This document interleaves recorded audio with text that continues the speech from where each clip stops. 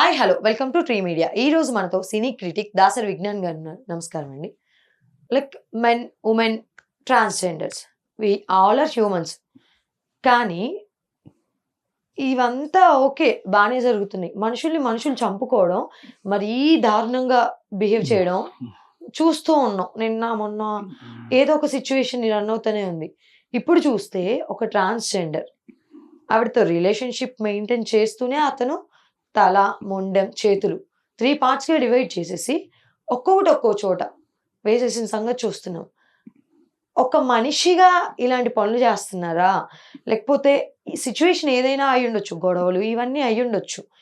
కానీ ఇలా చేయడం వెనక మనిషి ఎందుకు ఇలా బిహేవ్ చేస్తున్నాడు? చంపేసిన తర్వాత ముక్కలు ముక్కలుగా నరుకుతున్నారు. అంటే దీన్ని ఏమంటారు, కసి తీరా చంపడం అనేది మనం పుస్తకాల్లో చదివాం. కానీ వాళ్ళు జంతువులా లేకపోతే కసి తీరా చంపడం, పగతో రగిలిపోయి కసి తీరా చంపాడు, ఆ కసి తీరేదాకా చంపాడు అనేవి పుస్తకాల్లో చదివాం, నవల్స్ లో, కథల్లో. కసి తీరా చంపడం అంటే ఏంటి అనేది ఇప్పటిదాకా మనకు తెలియదు. బుల్లెట్లతో కాల్చి మనుషులను చంపే వాళ్ళు ఉన్నారు. తీరిపోతుందా? మనిషి చంపాడు, కత్తితో పొడిచి చంపాడు. కసి తీరా చంపడం అనేది ఇప్పటిదాకా తెర రూపంలో ఎప్పుడు చూడలా. ఫస్ట్ టైం మనకి చూపించింది హయత్ నగర్ లో నిహారిక హరిహర ఆ కేసు.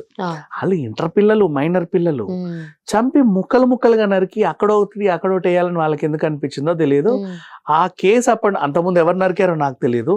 అప్పటి నుంచి చూస్తున్నా ఇప్పటి వరకు కూడా చంపేశారట అనే పదం పక్కన పెట్టేస్తే ముక్కలు ముక్కలుగా నరికి అక్కడ తల, ఇక్కడ మొండెం, ఇక్కడ కాలు, అక్కడ చేతులు. లాస్ట్ ఇయర్ హిట్ 2 రిలీజ్ అయింది. లాస్ట్ ఇయర్ కాక లాస్ట్ ఇయర్ అంతే. హిట్ 2లోనే ఆ అమ్మాయిని అలా నరికితే అమ్మో అనిపించింది, భయం వేసింది. తర్వాత పార్ట్ తల ఒకరిది, చెయ్యి ఒకరిది, కాలు ఒకరిది అని తెలిసి అమ్మో ఇట్లా అనిపించింది. అసలు అది బయట నిజంగా చేసేస్తున్నారు ఏదో చాలా సింపుల్ గా, ఆడుతూ పాడుతూ. మొన్న వాడు మీరుపేటలో భార్యను ముక్కలు ముక్కలు నరికి ఏదో చేశా అన్నాడు. అది నాకు ఇప్పటికీ డౌటే, వాడు ఏదో చేశాడు ఆ అమ్మాయిని కానీ చెప్పట్లా. సరే వాట్ ఎవర్, అంటే ముక్కలు నరికి కుక్కర్లో ఉడకబెట్టి ఆ ప్రాసెస్ అంత ఈజీగా అయ్యేది కాదు. అండ్ ఆ తర్వాత కూడా చాలా మంది ప్రియురాలని ప్రేమించి వాళ్ళు ఒప్పుకోకపోతే చంపి నరికి ముక్కలు ముక్కలు చేస్తున్నారు. పెళ్ళాలని కూడా చంపి నరికి ముక్కలు ముక్కలు చేస్తారు. ఈ ముక్కలు ముక్కలు చేయడం, నరకడం, చంపడం ఈ మధ్య కాలం నుంచే వచ్చింది. ఈ మధ్య కాలమే. ఇంతకు ముందు చంపే వాళ్ళే, చంపి బాడీని ఎక్కడో పడేసేవాళ్ళు. ఈ మధ్య కాలంలోనే అసలు ఎలా నరుకుతున్నారు, వాళ్ళకంత పదునున్న కత్తులు ఎక్కడ దొరుకుతున్నాయో తెలియట్లేదు. తీసేస్తే అసలు చేతులు ఎలా నొప్పుతున్నాయి వాళ్ళకి. వాడు నువ్వెలాగైతే ఒక తల్లి కడుపున పుట్టి భూమి మీదకి వచ్చావో, అవతల మనిషి కూడా తల్లి కడుపున పుట్టి భూమి మీదకి వచ్చాడు. నీకు వాడికి ఏదో గొడవ ఉంటే ప్రమాదవశాత్తు చంపుకున్న వాళ్ళని చూసాం. క్షణికావేశంలో దెబ్బ తగిలిరా నన్ను తోస్తావా నిన్ను అని చెప్పేసి పొడుస్తారు. దగ్గర ఏది ఉంటే దాంతో నెత్తి మీద పగలగొట్ట, ఇలాంటివి చూసాం. కానీ అసలు మనిషిని చంపిన తర్వాత కూడా ఈ మైండ్ రియలైజ్ అవ్వకుండా కాలు కోసి, చెయ్యి కోసి, మెడ కోస్తా వాడికి ఏం అనిపించట్లేదా? అసలు వింటుంటే మనిషే కదా, వింటుంటేనే ఒక రకంగా ఉంది. బాబాయ్ సరే జరిగిపోయింది. ఇప్పుడు ఈ కేసు దగ్గరికి వద్దాం. దీప 4 ఏళ్ల క్రితం సర్జరీ చేసుకుంది. బన్నీ అనే ఒక యువకుడితో సహజీవనం చేస్తా ఉంది. ఈవిడ 4 ఏళ్ల క్రితం ఆపరేషన్ చేయించుకుంటే కనబడలే ఎక్కువగా, ఎప్పుడో అడపా తడపా కనబడేది. వీళ్ళు ఆ ట్రాన్స్జెండర్ సంఘం వాళ్ళు ఏమనుకున్నారు, ఎక్కడికో పోయి బతుకుతుందిలే, ముంబై పోయిందో చెన్నై పోయిందో ఎటో పోయి ఉంటుందిలే అనుకున్నారు.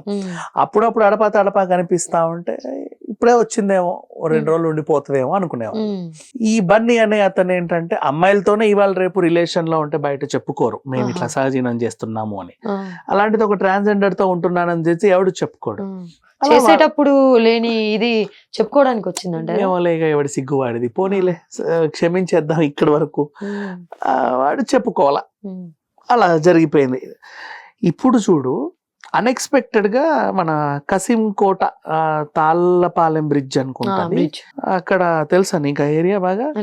ఓకే, అక్కడ ఇక్కడ నుంచి ఇక్కడికి ఒక మనిషి పార్ట్ కనబడింది. ఏంటిది ఇలా ఉందే అని చెప్పేసి పోలీసులకు సమాచారం ఇచ్చారు. వై జంక్షన్ దగ్గరేమో కాలు 2 చేతులు అక్కడ కనబడ్డాయి. నెక్స్ట్ అదే డైట్ కాలేజ్ దగ్గర ఇంకెక్కడో, భయవరం దగ్గర ఎక్కడో మిగతా పాటలు దొరికే ఒక సంచిలో తల. అన్ని కలిపి పెట్టి పేర్చి చూస్తే పజిల్ గేమ్ లాగా పేరిస్తే ట్రాన్స్జెండర్ దీప. ముందు దిలీపో దీపక్ ఏదో ఉండే పేర్లు ఉంటాయి వాళ్ళు అబ్బాయిగా ఉన్నప్పుడు, తర్వాత మార్చుకొని ఆ హిజ్రా కమ్యూనిటీలో ఉండకుండా కొంచెం సపరేట్ గా బతికేస్తున్నాడు. హిజ్రా కమ్యూనిటీలో ఏంటంటే వాళ్ళే ఇప్పుడు వీళ్ళ కమ్యూనిటీ ఎలా ఉంటదంటే, నీకు నేను ఆపరేషన్ చేయించా, నేను నా డబ్బులు ఖర్చు పెట్టుకొని నీకు నేను ఆపరేషన్ చేయించా, నువ్వేం చెయ్యాలంటే దందాలకు వెళ్ళి నెలకు నాకింత నువ్వు చచ్చే వరకు ఇచ్చుకుంటూ పోవాలి. నీ సంపాదన నీకే. నిజంగానే నాకు నెలకి ఇంత ఇచ్చేయాలి నువ్వు. ఇలా ఒక అగ్రిమెంట్ అనమాట. నీకు నీ మీద నేను ఖర్చు పెడుతున్నా, నువ్వు నాకు జీవితకాలం నన్ను పోషిస్తా ఉండాలి. అంటే నువ్వు ఎక్కడికి ఏ దందాకి వెళ్ళినా నెలకి ఇంత అమౌంట్ 20,000. ఇప్పుడు నీకు నీ ఆపరేషన్ కు 10 లక్షలు అయింది, నీ అప్పులు కూడా తీర్చేస్తారు వాళ్ళు. అప్పులు నీకేమైనా అప్పులు ఉంటే అప్పులు తీర్చి నీకు ఆపరేషన్ కావాల్సిన ఖర్చులన్నీ నీట్ గా పెట్టుకో. 10 లక్షలు 20 లక్షలు అయింది. నువ్వేం చేయాలి, జీవితకాలం ట్రైన్ ఎక్కుతావో షాపులకు వెళ్తావో అక్కడ ఏం నాకు అనవసరం, మా అందరితో అక్కడ కనబడే దగ్గరే ఉండాలి, మా రాత్రిపూట ఎక్కడికైనా వెళ్తావో నీ ఇష్టం, నెలకి ఇంత అనేవి నాకు ఇచ్చుకుంటూ ఉండాలి. వీళ్ళ కింద అలాంటి వాళ్ళు ఇంకా చాలా మంది వెళ్తా ఉంటారు. ఆ చైన్ అలా పెరుగుతూ ఉంటది. ఈ హెడ్ కి అలా డబ్బులు వస్తూ ఉంటాయి. ఓసారి పెట్టుబడి పెట్టి వడ్డీ తీసుకునేలాగా. వీళ్ళది ఒక విచిత్రమైన వడ్డీ వ్యాపారం. సో ఈమె ఆ కమ్యూనిటీ నుంచి దూరంగా ఉంటది. అంటే ఎవరు తన ఆపరేషన్ తనే చేయించుకుంది, తన డబ్బులు తనే ఖర్చు పెట్టి. ఇప్పుడు ఈ కమ్యూనిటీలో ఉండి వీళ్ళకి ఇవ్వాల్సిన అవసరం లేదు. నెక్స్ట్ వాళ్ళతో పాటు అక్కడిక్కడికి వెళ్ళేసి షాపుల చుట్టూ సిగ్నల్ దగ్గర అడుక్కోవాల్సిన పని లేదు. తనకు ఒకడు దొరికాడు, తనకి వాడే ఖర్చు పెడుతున్నాడు, తాగడానికి ఊగడానికి ఇస్తున్నాడు. పైగా ఈమె కూడా బయట ఏమైనా పనులు చేసినా సరే ఆయన్ని పోషిస్తా. వీళ్ళిద్దరు ఏదో హాయిగా ఉంటున్నారు. ఇప్పుడు అనుకోకుండా ఈవిడ శవం బయటపడింది. 3-4 అనుమానాలు. ట్రాన్స్జెండర్ కమ్యూనిటీలో గొడవలు జరిగి వీళ్ళకి వాళ్ళు ఏమైనా చేశారా? నెంబర్ 2, ఈడితో ఏమైనా నువ్వు నన్ను పెళ్లి చేసుకుంటే పోవే, నిన్నేవాడు పెళ్లి చేసుకుంటాడు, మనిషివా గాడిది అని వీడు తిట్టడం వల్ల ఓ ఘర్షణ జరిగి వాడు పొడిచి చంపి ఏమైనా ఇలా జరిగిందా? నెక్స్ట్, ఇంకెవరితోనన్నా రోడ్డు మీద హైవే మీద లారీలో గిరిలో పోతుంటే వాళ్ళతో ఏమన్నా గొడవ పడితే వాడెవడైనా ఏమన్నా చేసి అక్కడిక్కడ పడేసి వెళ్ళాడా? నిందితుడుగా అతన్ని చూపిస్తున్నారు కదా. చూపించారు, బట్ ఇట్స్ నాట్. ఎప్పుడైనా సరే ఇప్పుడు ఏంటి, ఆ ట్రాన్స్జెండర్స్ అందరు గొడవ చేస్తున్నారు. వాడిని మాకు అప్పచెప్పాలి, వాడిని నరికేస్తాం కరిగేస్తాం. మేబీ వాడే చేసి ఉండొచ్చు, నాకు తెలియదు, నేను అనలేను. But now until and unless పోలీసులు చెప్పేంత వరకు ఎవరి మీద కూడా మనం నెట్టేయొద్దు, తప్పు.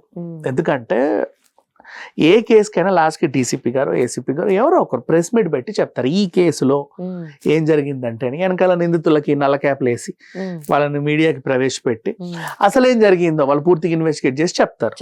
అప్పుడు నిజంగా వీడే చేశాడు అనుకుందాం బన్నీ, అప్పుడు గొడవ చేయండి, వాడిని మాకు అప్పచెప్పండి, వాడిని ఉరిదీయండి, అలా చేయండి ఇలా చేయండి, దట్స్ ఓకే. ఇప్పుడు మీరు ముందే ఒక మనిషిని అజంప్షన్ చేసేసి వీడే చేశాడు అనే టైంలో మీకు వాడు దొరకడు. ఎందుకంటే వాడు పోలీసుల హ్యాండ్ ఓవర్ లో ఉన్నాడు. నువ్వు ఒక మనిషి మీద ఎలిగేషన్ చేసావు. ఇప్పుడు ఏమైంది, వాడు లేడు కాబట్టి వాడి ఇంటికి వెళ్తారు, వాళ్ళ ఇంట్లో వాళ్ళ మీద రాళ్ళు వేస్తారు, టొమాటోలతో కొడతారు, మీరు ఇక్కడ నుంచి ఖాళీ చేయండి అని దాడులు చేస్తారు. ఇది చాలా తప్పు. This is not proven.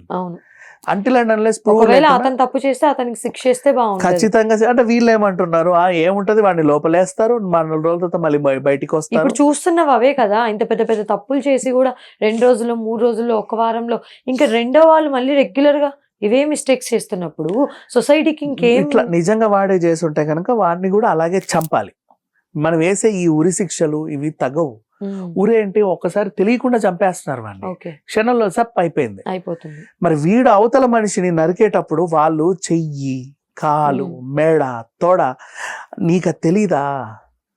పొడుస్తునేటప్పుడు వాళ్ళు పడే బాధ, నెత్తి మీద రాయితో కొట్టేటప్పుడు వాళ్ళు పడే బాధ, నువ్వు గొంతులో కోసేటప్పుడు వాళ్ళు పడే బాధ, కత్తి దించేటప్పుడు వాళ్ళు పడే బాధ, ఇవన్నీ నీకు తెలియదా? వాళ్ళు మనుషులే కదా, ఎంత క్షోభపడు ఉంటారు. కూడా నువ్వు వెనక నుంచి పొడుస్తావు, పక్కలో పొడుస్తావు, అమ్మ అంటాడు, అయ్యా అంటాడు. వాడికి ఎప్పటి నుంచో నడుము నొప్పి ఉందో లేదో నీకు తెలియదు, మోకాలు నొప్పి లేదు, నువ్వు దాని మీద కాలేసి తొక్కి ఇష్టం ఉన్నట్టు అటు కొట్టి ఇటు కొట్టి నా ప్రాణం పోతుంది నీ చేతిలో అని వాడికి తెలిసిపోయి వాడి తెలిసి చెప్పి నిన్ను నేను చంపేస్తాను చెప్పి చెప్పి చెప్పి చంపుతావు. అంతకు మించిన శిక్ష, అంతకు మించిన దారుణం ఇంకోటి లేదు, నరకం ఇంకోటి లేదు. అది నువ్వు అనుభవించాలిగా, నీ వల్ల వాడు అనుభవించినప్పుడు. ఖచ్చితంగా అనుభవించాలి. అనుభవించాలి. నిజంగా ఎవడన్నా తప్పు చేస్తే వాళ్ళని శిక్షించడానికి పోలీసులు ఉన్నాయి, చట్టాలు ఉన్నాయి, ఇవన్నీ ఓకే. నువ్వు మనిషిని నరికి ముక్కలు ముక్కలు చేసి ఆడదా మగదా ట్రాన్స్జెండరా వాట్ ఎవర్ ఎవరైనా కానీ ప్రాణి అంతే. సరే ఒక నిమిషం, ఇప్పుడు వీడియో చేశాడు అనుకుందాం కాసేపు, బన్నీ నన్ను పెళ్లి చేసుకో, పోవే నేను నేను చేసుకోను, ఎందుకురా చేసుకోవు, నువ్వు ట్రాన్స్జెండర్వి, నేను మగాని నేను అమ్మాయిని చేసుకుంటా, నేను మరి ఎందుకురా నాతో ఇన్ని రోజులు ఉన్నావు, నన్ను అది చెప్పావు ఇది చెప్పావు, ఏదో అయిపోయింది అంతే, కటిఫ్ పోటీ విడిపోండి అంతే కదా. ఏ అడవిలోకి వెళ్ళి బతికేస్తుంది, నువ్వు పో ఆడ నుంచి. నువ్వు గొంతు బీస్కి నన్ను చంపి పొడిచి చంపి ముక్కలు ముక్కలు చేసి ఏడో పడేయాల్సిన అవసరం ఏంటి? అసలు మనుషులకున్న స్వతహాతనం అనేది నిన్నేమో వాడు ఈ భార్యాభర్తలు ఏమైందో తెలియదు, వాడేమో చిన్న పిల్లలు ఇద్దరిని వెనకాల కట్టేసి హోలీ రోజు బకెట్లో ముంచి చంపాడు. ఎందుకంటే పోటీ ప్రపంచంలో వీళ్ళు బతుకుతారో లేదో అంట. ఫస్ట్ క్లాస్ పిల్లోడికి యూకేజీ పిల్లోడికి పోటీ ప్రపంచం ఏంటి ఏం తెలుసు? తెలీదు. అది అక్కడ జరిగిన సిచ్యువేషన్. మీకు మనుషులు ఇప్పుడు మీర్పేట ఘటన అయినా సరే ఏ ఘటన అయినా సరే నీకు నచ్చలేదు సరే, అనుమానమే ఉందనుకో, వదిలే, ఏదో అడవిలో తీసుకెళ్ళి వదిలే, బతికేస్తారు, వాళ్ళ బతికేది వాళ్ళు చూసుకుంటారు. నీకు ఆ మనిషి వద్దు, చెప్పా పెట్టుకుంటే వెళ్ళిపో అంతే. నీకు ఆ మనిషి వద్దు, ఆ మనిషితో నీకు సంబంధం వద్దు, అంతేకాని ఆ మనిషికి భూమి మీద బతికే అర్హత లేదని డిసైడ్ చేయడానికి నువ్వెవడు? అదే కదా, వాళ్ళకు సరైన శిక్షలు పడితే ఇంకొకరు చేయకుండా ఉంటారు. ఎగ్జాక్ట్లీ.